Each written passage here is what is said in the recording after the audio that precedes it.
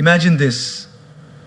You're walking peacefully, sipping your chai, enjoying a good day, and then someone comes, says something rude, and your whole mood crashes. Just one sentence, just one look, and suddenly you're burning inside.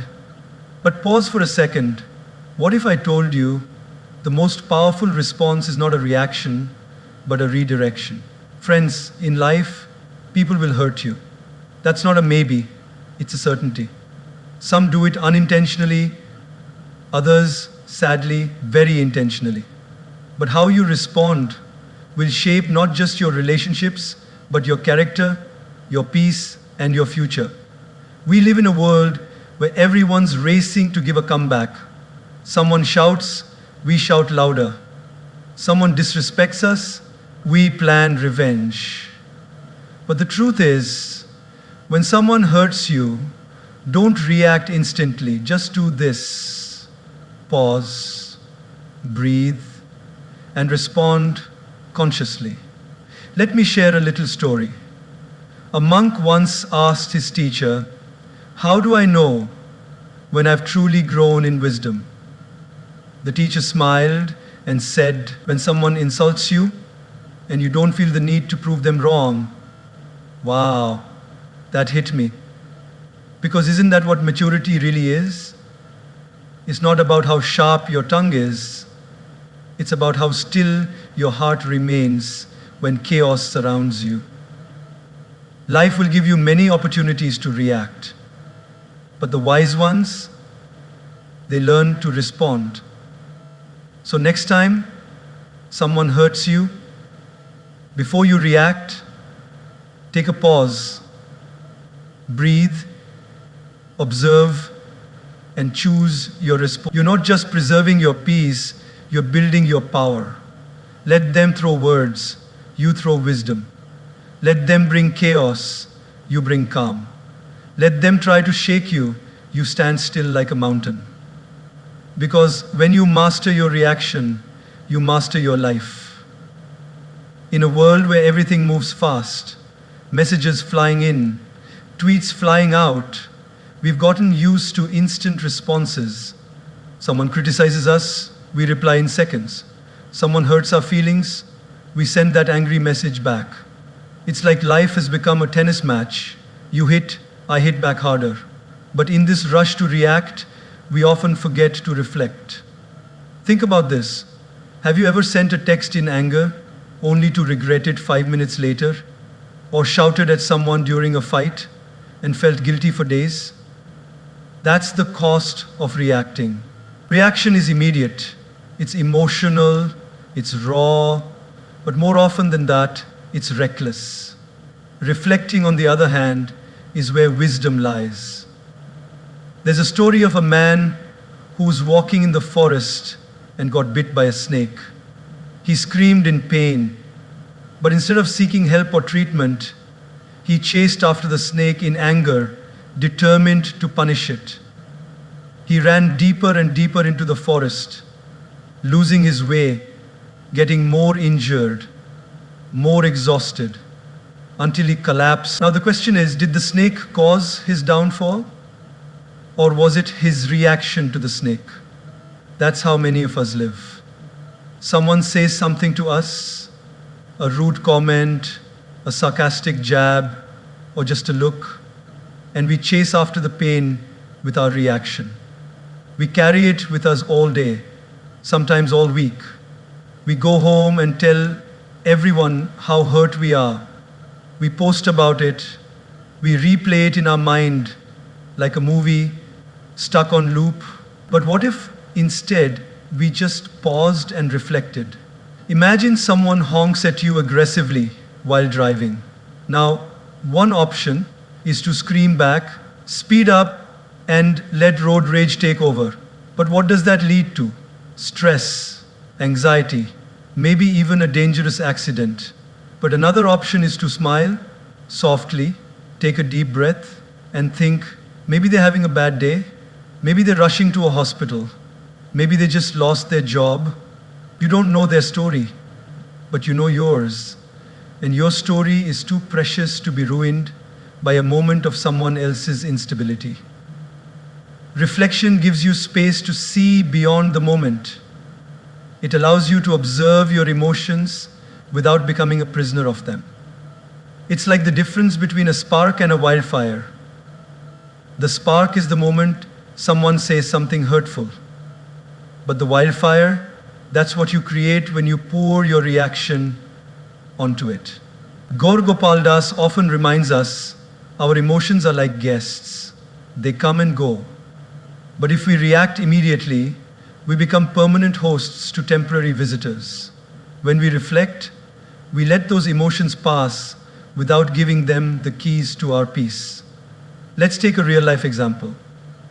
Suppose you're at work. You've worked hard on a project for weeks. You finally present it in a meeting. And instead of praise, your boss picks on small errors in front of everyone. Your face flushes, your ego burns, the urge to defend yourself kicks in. But in that moment, if you react, if you argue or walk out, you lose more than the argument. You lose trust, you lose your cool, and maybe even your credibility. But if you pause and reflect, something magical happens. You might realize your boss was under pressure, or that the feedback, though harsh, can help you improve. You might decide to have a calm conversation later, rather than create drama now. That's the power of reflection. It gives you control over the moment instead of being controlled by it. Children react, adults respond. The difference? Reflection. When someone hurts you, try this. Step away for a moment. Go for a walk. Write down what you're feeling. Talk to a friend you trust. Give yourself a few hours or even a day before responding. You'll be amazed how differently you see things once the emotional fog has cleared. Your dignity, your peace, your happiness, none of these should be sacrificed just because someone else lost control of their behavior. When you react, you mirror their behavior. But when you reflect, you rise above it. Every time you resist the urge to react, you're training your mind to operate from wisdom, not wounds. And this training, over time, makes you unshakable. So next time someone hurts you, don't reach for your phone, don't raise your voice, don't sharpen your tongue. Just take a breath, close your eyes, and reflect. Because true power lies not in how consciously you choose to,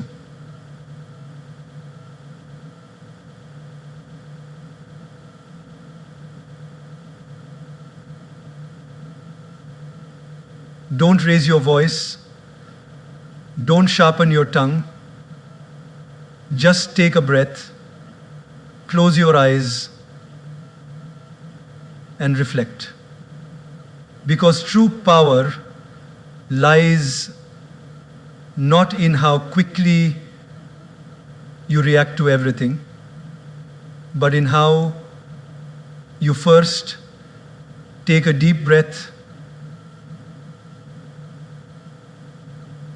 There is a simple wisdom in something we all do every second of our life: breathe.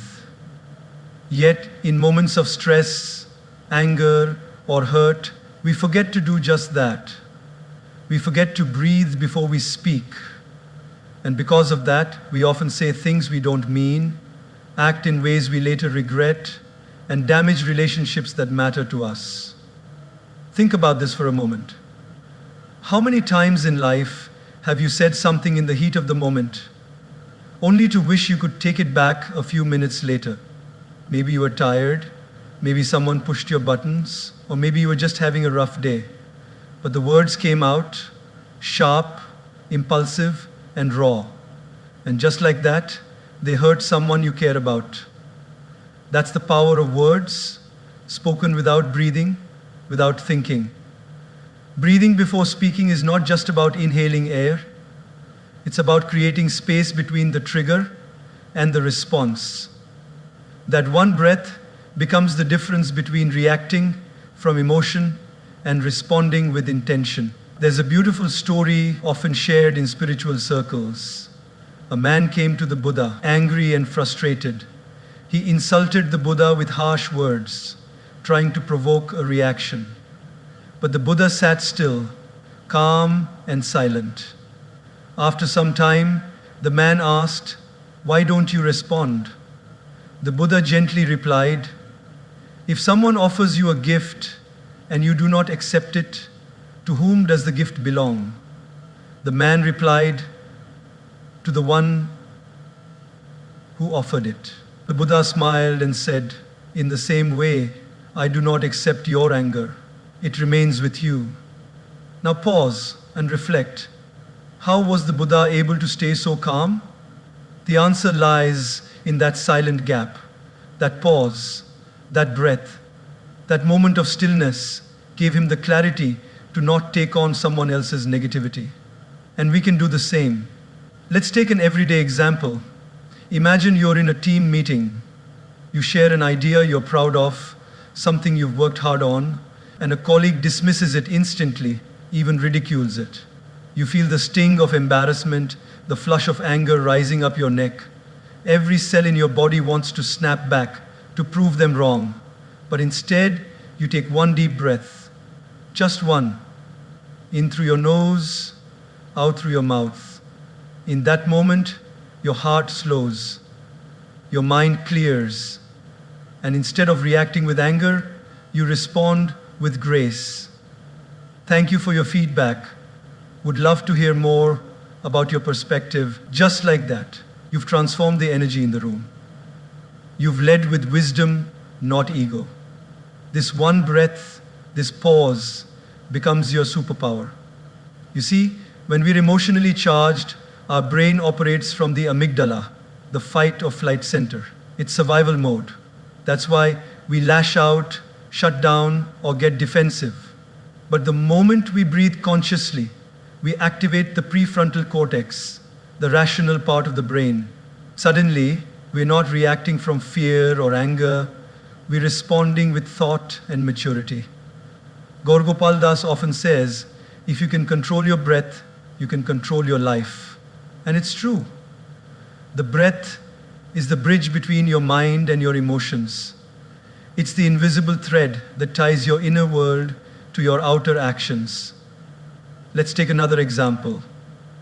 Picture a parent who just got home after a long, exhausting day.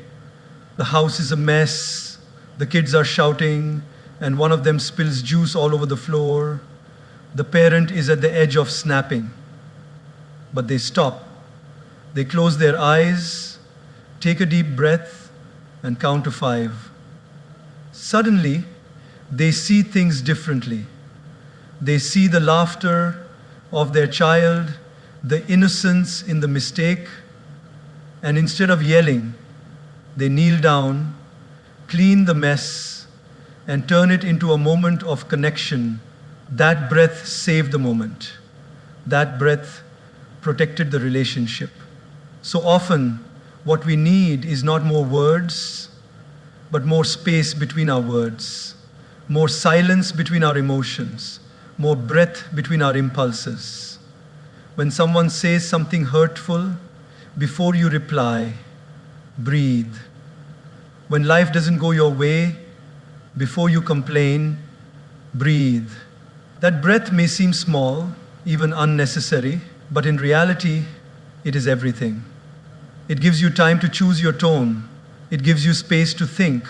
And most importantly, it gives you the power to stay in control of yourself. Words once spoken cannot be unsaid, but words delayed through breath can be transformed.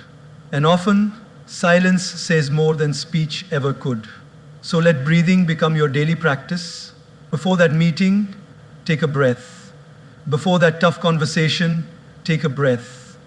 Before hitting send on that angry text, pause and breathe. You'll be amazed how much peace and power you find in just a few seconds of stillness.